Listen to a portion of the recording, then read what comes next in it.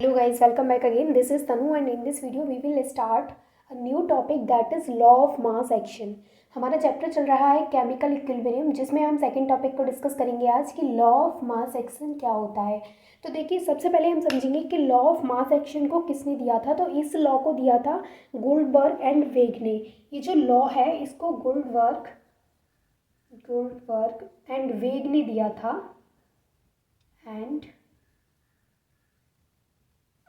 वेग ये साइंटिस्ट थे जिन्होंने इस लॉ को दिया था। लॉ ऑफ मास एक्शन को किसने दिया था?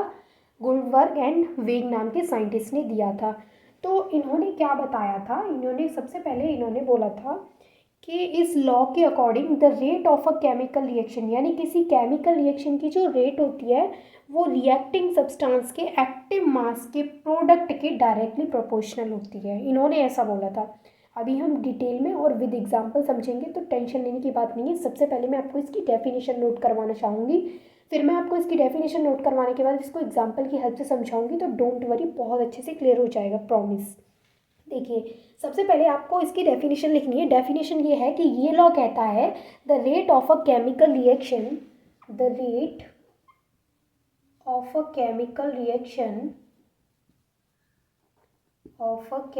रिएक्शन यानी कि जो केमिकल रिएक्शन की रेट होती है वो डायरेक्टली प्रोपोर्शनल होती है, is directly proportional to the product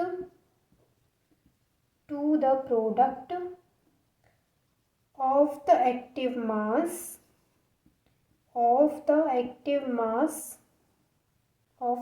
masses of the reacting substance। देखिए मैं इसको समझाती हूँ इसका मतलब क्या है। देखिए सबसे पहले मैं आपको बताती हूँ इसकी डेफिनेशन का मतलब क्या है। इसकी डेफिनेशन क्या कह रही है? ये लॉ कहता है the rate of a chemical reaction is directly proportional to the product of the active mass of the reacting substances. यानी कि जो रिएक्टिंग सब्सटेंसेस का एक्टिव मास होता है, एक्टिव मास मतलब वो मास जो रिएक्शन में पार्टिसिपेट कर रहा है, तो जो रिएक्टिंग सब्सटेंसेस हैं उनका एक्टिव मास जो होता है उसके प्रोडक्ट के डायरेक्टली प्रोपोर्शनल होती है the rate of a chemical reaction. ये लॉ ये कहता है। देखिए मैं आपको एग्जांपल से समझाती हूँ तो ज़्यादा अच्छे से क्लियर होगा। देखिए सबसे पहले ये लॉ क्या कहता है? ये लॉ कहता है कि the rate of a chemical reaction is directly proportional to the product of the active masses of the reacting substance. जैसे कि हमारे पास है small A capital A, small B capital B, और ये है हमारे पास रिवर्सिबल रिएक्शन है। ये दोनों जब आपस में रिएक्ट किए तो हमें स्मॉल एम कैपिटल एम और small N capital N product का फॉर्मेशन हुआ है। यहाँ पर ये है हमारे पास एक रिवर्सिबल रिएक्शन जिसमें फॉरवर्ड रिएक्शन और बैकवर्ड रिएक्शन। मैंने कल आपको समझाया था कि रिवर्सिबल रिएक्शन क्या होती है, जिसमें दोनों ही डायरेक्शन में रिएक्शन होती है, फॉरवर्ड एंड बैकवर्ड। तो यहाँ पर क्या है, ये एक रिवर्सिबल रिएक्शन है। तो ये जो लॉ है the law of mass action, ये लॉ कहता है कि यहाँ पर ये जो रिएक्शन हो रही है हमारी फॉरवर्ड रिएक्शन, ये हो रही है फॉरवर्ड, और ये जो हो रही है ये बैकवर्ड हो रही है, ये फॉरवर्ड हो रही है। तो ये लॉ कहता है कि यहाँ पर जो फॉरवर्ड रिएक्शन की रेट होगी, मैं अभी आपको लिख के बताती हूँ। ये लॉ कहता है रेट ऑफ फॉरवर्ड रिएक्शन, ये रेट है और मैंने यहाँ पर एफ से लिख दिया फॉरवर्ड रिएक्शन। तो रेट ऑफ फॉरवर्ड रिएक्शन क्या होगी? ये लॉ कहता है कि जो रेट ऑफ फॉरवर्ड रिएक्शन है वो डायरेक्टली प्रोपोर्शनल होगी किसके? इसके और इसके एक्टिव मास के। तो हम उसको ऐसे लिखेंगे, यहाँ पर जो स्मॉल ए है उसको हम इसकी पावर में लिख देंगे और यहाँ पर होगा इनटू, और जो कैपिटल बी है उसको यहाँ ब्रैकेट के अंदर, और इसको स्मॉल बी को इसकी पावर में लिख देंगे। तो ये क्या है? Rate of forward reaction is directly proportional to the active mass of A and active mass of B. यानी कहने का मतलब ये है कि यहाँ पर जो रेट ऑफ फॉरवर्ड रिएक्शन है वो ए और बी इन दोनों के एक्टिव मास के डायरेक्टली प्रोपोर्शनल होगी। तो ये तो हो गई रेट ऑफ फॉरवर्ड रिएक्शन। अभी हमें रेट ऑफ बैकवर्ड रिएक्शन निकालनी है, तो हम रेट ऑफ बैकवर्ड रिएक्शन निकालेंगे। तो रेट ऑफ बैकवर्ड रिएक्शन किसके डायरेक्टली प्रोपोर्शनल होगी? वो इन दोनों के डायरेक्टली प्रोपोर्शनल होगी। तो यहाँ पर क्या हो जाएगा? कैपिटल एम और यहाँ पे इसकी power small M dot capital N और इसकी पावर स्मॉल एन, इसके डायरेक्टली प्रोपोर्शनल होगी रेट ऑफ बैकवर्ड रिएक्शन। और ये जो एक्टिव मास है, यानी कि active mass of a substance is expressed by enclosing the symbol or the formula of a substance in square brackets। यानी जो एक्टिव मास है उसको हम कैसे दिखाएंगे, तो यहाँ पर हम बता रहे हैं कि rate of forward reaction is directly proportional to A और बी के एक्टिव मास के डायरेक्टली प्रोपोर्शनल है क्या, रेट ऑफ फॉरवर्ड रिएक्शन। तो हम यहाँ पर एक्टिव मास को इन स्क्वायर ब्रैकेट से शो करेंगे, ठीक है। तो जो एक्टिव मासेस है उसका मतलब क्या है यहाँ पर, ये स्क्वायर ब्रैकेट। तो मैं आपको एक पॉइंट लिखवा देती हूँ पहले इसके बारे में, आपने की डेफिनेशन नोट कर ली, ठीक है। मैं आपको एक पॉइंट लिखवाती हूँ जिससे आपको ये समझ में आ जाए कि जो एक्टिव मास है उससे हम ब्रैकेट से यहाँ पर शो कर रहे हैं। तो पॉइंट क्या लिखना है, active masses of a substance, active masses of a substance, active masses of a substance expressed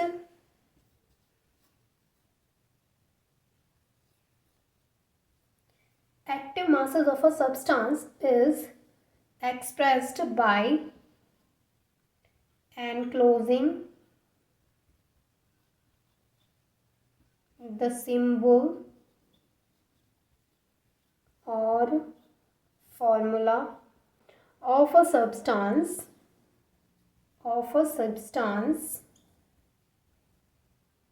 in square brackets। यानी यहाँ पर जो एक्टिव मास है उसको हम किससे प्रदर्शित कर रहे हैं, उसको हम स्क्वायर ब्रैकेट से शो कर रहे हैं। तो यहाँ पर जैसे आप देख सकते हैं, rate of forward reaction is directly proportional to the active masses of A and B. तो इन दोनों के एक्टिव मासेस को हम किससे रिप्रेजेंट कर रहे हैं यहाँ पर, इनसे। ये जो ब्रैकेट्स स्क्वायर ब्रैकेट्स बने हैं उसका मतलब ये है कि इन दोनों के एक्टिव मासेस के, ए के ऊपर स्क्वायर है मतलब ए का एक्टिव मास, बी के ऊपर स्क्वायर है मतलब बी का एक्टिव मास। अब देखिए, अब यहाँ पर क्या होगा, जैसे हमारे पास हमने एक एग्जाम्पल लिया है, यहाँ पर एक हमने रिवर्सिबल रिएक्शन को कंसीडर किया है जहाँ हमने ये एग्जाम्पल लिया है। तो हमने इसमें रेट ऑफ फॉरवर्ड रिएक्शन और रेट ऑफ बैकवर्ड रिएक्शन दोनों को यहाँ पर निकाला है। तो रेट ऑफ फॉरवर्ड रिएक्शन ए और बी के एक्टिव मास के डायरेक्टली प्रोपोर्शनल होगी, और रेट ऑफ बैकवर्ड रिएक्शन इसके, ये जो एम और एन है यहाँ पर, इसके एक्टिव मासेस के डायरेक्टली प्रोपोर्शनल होगी। अब यहाँ पर ये जो प्रोपोर्शनल का ये जो साइन है इसको हटाने के लिए यहाँ पर एक कांस्टेंट यूज़ करेंगे। तो यहाँ पर क्या कांस्टेंट यूज़ करेंगे, जैसे यहाँ पर है रेट ऑफ फॉरवर्ड रिएक्शन, ये है रेट ऑफ फॉरवर्ड रिएक्शन। तो रेट ऑफ फॉरवर्ड रिएक्शन में इसको, इस सिंबल को हटाने के लिए हम यहाँ पर एक कांस्टेंट यूज़ करेंगे। तो वो कांस्टेंट हम क्या यूज़ करेंगे, देखिए यहाँ पर हम इस सिंबल को हटा देंगे तो इज इक्वल्स टू लिख के जो कांस्टेंट आएगा वो आएगा के एफ, और बाकी का एज इट इज़ लिख देंगे। वैसे ही जब हम यहाँ से रेट ऑफ बैकवर्ड रिएक्शन जो है, हमारी बैकवर्ड रिएक्शन की जो रेट है, वहाँ से जब इस प्रोपोर्शनल के साइन को हटाएंगे तो यहाँ पर लिखेंगे हम रेट ऑफ बैकवर्ड रिएक्शन, और इज इक्वल्स टू लिख के यहाँ हम लिखेंगे के बी, और बाकी का एज इट इज़ लिख देंगे small M dot capital N और उसकी पावर स्मॉल एन। यहाँ पर ये जो small A, small B, small M, small N लिखा है, इनको उसकी पावर बना के, यानी स्क्वायर ब्रैकेट में लिख के और उसको उसकी पावर बना के ऊपर लिख देते हैं। यहाँ तक ये चीज़ें क्लियर हुई हैं। देखिए, हमने एक एग्जाम्पल लिया है, एग्जाम्पल में हमने रेट ऑफ फॉरवर्ड रिएक्शन, जब हमने रेट ऑफ फॉरवर्ड, देखिए ये जो रिएक्शन है ये फॉरवर्ड हो रही है, फॉरवर्ड, और ये क्या है, ये बैकवर्ड, मतलब ये क्या है, ये एक रिवर्सिबल रिएक्शन है। हमने एक रिवर्सिबल रिएक्शन को कंसीडर किया है। तो आपको क्या लिखना है, ये एक रिवर्सिबल रिएक्शन है, रिवर्सिबल रिएक्शन, ये एक रिवर्सिबल रिएक्शन है, और उस रिवर्सिबल रिएक्शन में हमने रेट ऑफ फॉरवर्ड रिएक्शन निकाला है और रेट ऑफ बैकवर्ड रिएक्शन निकाला है। अब हमने क्या किया, यहाँ पर हमने पता किया कि जो रेट ऑफ फॉरवर्ड रिएक्शन है वो इस ए इंटू बी, इन दोनों की जो एक्टिव मासेस हैं उनके डायरेक्टली प्रोपोर्शनल है, और जो रेट ऑफ बैकवर्ड रिएक्शन है वो इन दोनों के एक्टिव मासेस के डायरेक्टली प्रोपोर्शनल है। अब हमने क्या किया, यहाँ पर ये प्रोपोर्शनल का साइन हटाया है और एक कांस्टेंट हमने यहाँ पे यूज़ कर लिया है। यहाँ से जब हमने रेट ऑफ फॉरवर्ड रिएक्शन में यहाँ से प्रोपोर्शनल का साइन हटाया तो हमने यहाँ पर के एफ कॉन्स्टेंट का यूज़ किया है, और जब हमने रेट ऑफ बैकवर्ड रिएक्शन में से प्रोपोर्शनल का साइन हटाया तो हमने यहाँ पर के बी को एज अ कॉन्स्टेंट यूज़ किया है। यहाँ तक चीज़ें क्लियर हुई? मैं ऊपर का इरेज करके देन आपको आगे का समझाती हूँ। देखिए यहाँ तक आपको समझ में आ गया होगा अच्छे से। अब क्या होगा यहाँ पर हम समझते हैं कि यहाँ पर ये जो के एफ और के बी है वो क्या है। तो यहाँ पर जो के एफ है वो क्या है, rate constant of forward reaction, क्योंकि हमने यहाँ पर जो प्रोपोर्शनल का साइन हटाया था फॉरवर्ड रिएक्शन के, रेट ऑफ फॉरवर्ड रिएक्शन के लिए जो प्रोपोर्शनल का साइन था वो हटा के हमने के एफ लिखा। तो जो के है यहाँ पर जो के एफ है वो है rate constant of forward reaction. तो यहाँ पर जो के एफ है, के एफ क्या है, rate constant of forward reaction, यानी फॉरवर्ड रिएक्शन की रेट कांस्टेंट है के एफ, फॉरवर्ड रिएक्शन। ठीक है, के एफ क्लियर हो? के एफ क्या है, rate constant of forward reaction. अब यहाँ पर जो के बी है, के एफ समझ में आया, के बी क्या होगा? तो के बी क्या होगा आप बता सकते हैं खुद, ये क्या होगा, rate constant of backward reaction. B का मतलब बैकवर्ड और एफ का मतलब फॉरवर्ड। तो यहाँ पर जो के बी है वो क्या है, rate constant of backward reaction. ये बैकवर्ड रिएक्शन की रेट कांस्टेंट है। तो यहाँ तक चीज़ें क्लियर हुई? यहाँ तक हमने क्या समझा, हमने एक रिवर्सिबल रिएक्शन को कंसीडर किया है जिसमें हमने रेट ऑफ फॉरवर्ड रिएक्शन और रेट ऑफ बैकवर्ड रिएक्शन को निकाला। Rate of forward reaction and rate of backward reaction को निकालने के बाद हमने यहाँ से प्रोपोर्शनल के साइन को रिप्लेस करवा दिया के एफ और के बी से। यहाँ पर जो के एफ है वो rate constant of forward reaction है और जो के बी है वो rate constant of backward reaction है। आगे क्या होगा, जैसे कि हमने लास्ट लेक्चर में पढ़ा था कि at equilibrium the rate of forward reaction is equal to the rate of backward reaction. मैं इतना इरेज कर दूँ, आप अपनी नोटबुक में नोट करते जाइए। ठीक है, मैंने ये इरेज कर दिया यहाँ से क्योंकि मुझे आगे का समझाना है और मेरे पास बहुत ज़्यादा स्पेस नहीं है यहाँ पे।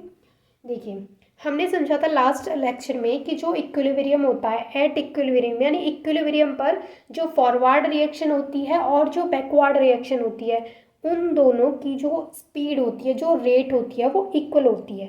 यानी कि यहाँ से हमें ये समझ में आया कि एट इक्विलिब्रियम, अगर आपने लास्ट लेक्चर देखा होगा तो आपको पता होगा, नहीं भी देखा तो कोई बात नहीं है, मैं यहाँ पे बता रही हूँ। एट इक्विलिब्रियम, इक्विलिब्रियम पर जो फॉरवर्ड रिएक्शन की रेट होगी वो बैकवर्ड रिएक्शन की रेट के बराबर होगी। यानी कि at equilibrium rate of forward reaction, rate of forward reaction is equal to rate of backward reaction, rate of backward reaction. ये कब होगा, इक्विलिब्रियम पर। एट इक्विलिब्रियम यानी इक्विलिब्रियम पर फॉरवर्ड रिएक्शन की रेट बैकवर्ड रिएक्शन की रेट के बराबर होगी। तो यहाँ से हम कह सकते हैं, हमारे अभी लास्ट जब हमने देखा था, तो देखिए मैं यहाँ से उसको रेज करती हूँ, देन मैं आपको बताती हूँ कि लास्ट हमने क्या देखा था। देखिए हमने अभी जब रेट ऑफ फॉरवर्ड रिएक्शन निकाला था तो हमने आर एफ निकाला था और उसके बाद हमारा प्रोपोर्शनल का साइन हटा के हमने के एफ यूज़ किया था और हमने के एफ यूज़ किया था और वहाँ पे क्या था, कैपिटल ए उसकी power small A, capital B उसकी पावर स्मॉल बी। ये क्या था, रेट ऑफ फॉरवर्ड रिएक्शन थी। एफ से समझ चाहिए कि फॉरवर्ड रिएक्शन थी। और हमने जब रेट ऑफ बैकवर्ड रिएक्शन निकाली थी तो आप अपनी नोटबुक में नोट करते चलिए ताकि आपको याद रहे कि लास्ट हमने क्या देखा। तो लास्ट हमने क्या देखा था कि जो रेट ऑफ बैकवर्ड रिएक्शन थी वहाँ से हमने प्रोपोर्शनल का साइन हटा करके के बी यूज़ किया था और यहाँ क्या था, capital M small M capital N small N, इसको हमने यूज़ किया था। यहाँ तक आपको याद होगा, ये हमने यूज़ किया था जब हमने rate of forward reaction and rate of backward reaction को निकाला था और उसके बाद हमने प्रोपोर्शनल के साइन को हटाया था, तो हमें ये दोनों मिले थे।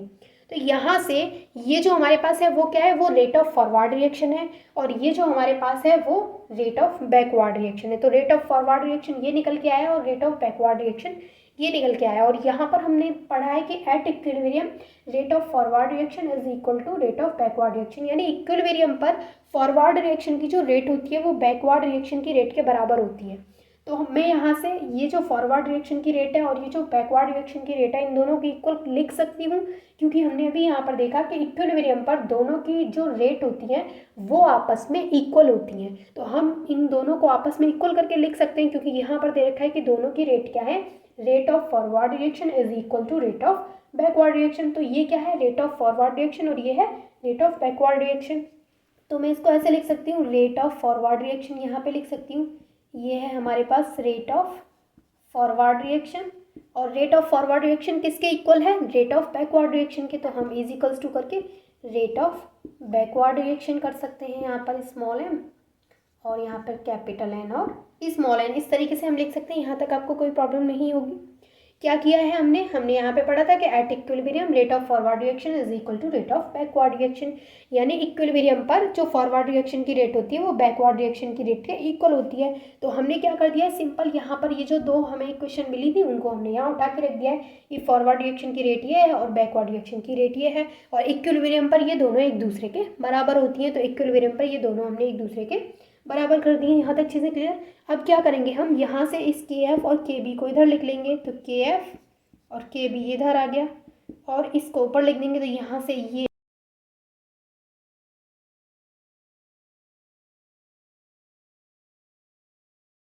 ये वाला नीचे की तरफ आ जाएगा, small A dot capital B, और यहाँ पर आ गया ये स्मॉल बी। यहाँ तक चीज़ें क्लियर हैं। के एफ और के बी के ई के इक्वल होता है, ये जो के एफ और के बी है ये के ई के इक्वल होता है। यहाँ तक ये चीज़ क्लियर है आपको। अगेन आई रिपीट, क्या हुआ कि हमने रेट ऑफ फॉरवर्ड रिएक्शन और रेट ऑफ बैकवर्ड रिएक्शन दोनों को इक्वल कर दिया, देन हमने के एफ अपॉन के बी निकाल लिया एक साइड, और यहाँ से ये और ये वाला इन दोनों को अपॉन में एक साइड लिख दिया, और ये जो के एफ अपॉन के बी है वो के ई के इक्वल होता है। यहाँ तक चीज़ें क्लियर। और इसको बोल देंगे हम यहाँ पर इक्वेशन फर्स्ट। यहाँ पर हमें क्या मिली, इक्वेशन फर्स्ट। यहाँ तक चीज़ें क्लियर हुई बहुत अच्छे से। अब देखिए यहाँ पर ये जो के ई है, मैंने बताया आपको कि ये जो के ई है वो के एफ अपॉन के बी के इक्वल है। यहाँ पर ये जो के ई है इसको बोलते हैं equilibrium constant of the reaction, यानी कि यहाँ पर जो के ई है, ये जो के ई कांस्टेंट है इसको क्या बोला जाता है, equilibrium constant of the reaction, इसको बोला जाता है equilibrium constant of the reaction. मैं भी नोट करा दूंगी, डोंट वरी। और ये जो इक्वेशन हमें मिली है इक्वेशन 1, ये लॉ ऑफ केमिकल इक्विलिब्रियम को रिप्रेजेंट करती है, यानी इसको लॉ ऑफ केमिकल इक्विलिब्रियम भी कहते हैं।